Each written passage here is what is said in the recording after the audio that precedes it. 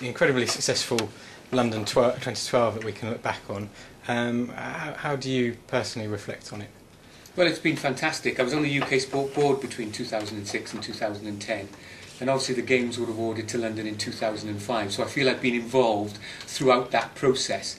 And you have your hopes and your ambitions, but what happened in London over 5 weeks, approximately 5 weeks, during the Olympic Games and Paralympic Games exceeded my wildest expectations.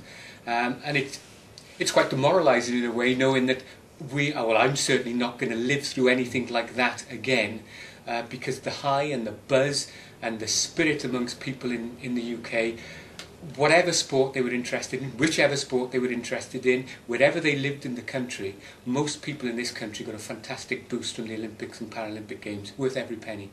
Okay, and what were the standout moments for you personally? Too many standout moments really, but I'll try and go through a few. I'm a former athlete, so Mo Farah, Jess Ennis, Greg Rutherford, fantastic. Unexpected medals, brilliant. Ellie Simmons in the 400 metre freestyle. I remember sitting down and waiting for that race to start, and it lived up to the billing. Guts, determination, technique, a desire to win, absolutely brilliant. Our cyclists, Vicky Pendleton, Sir Chris Hoy, Jason Kenny. I mean, the list could go on, and sorry for anybody I haven't mentioned, but there were simply too many heroes and heroines all over the place. And you know, Team GB and Paralympics GB exceeded expectation. What do you put that down to?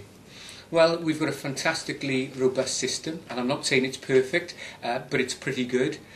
People working together, the contribution of the EIS, I would say that, UK Sport Board, governing bodies, the BOA, people coming together to make it right. And that's not to mention LOCOG, who put together the games, the facilities, the preparation.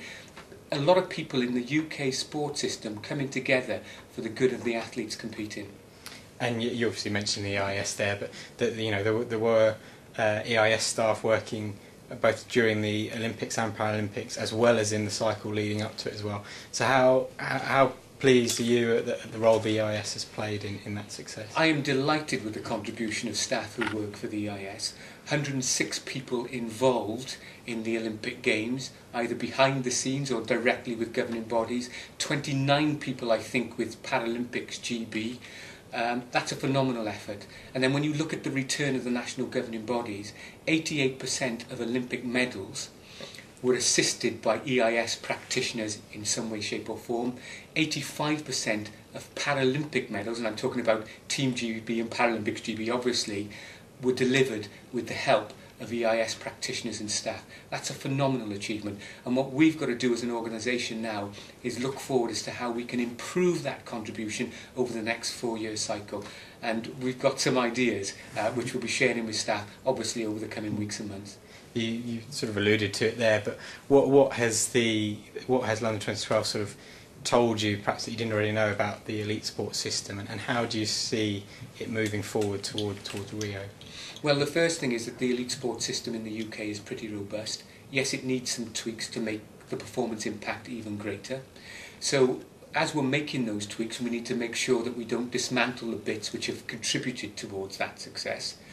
From an EIS point of view, we need to work even more closely with our partners and to think about the relationship we have with national governing bodies in particular, to help them to understand what the performance issues are and to offer or to play a part in contributing towards finding those solutions.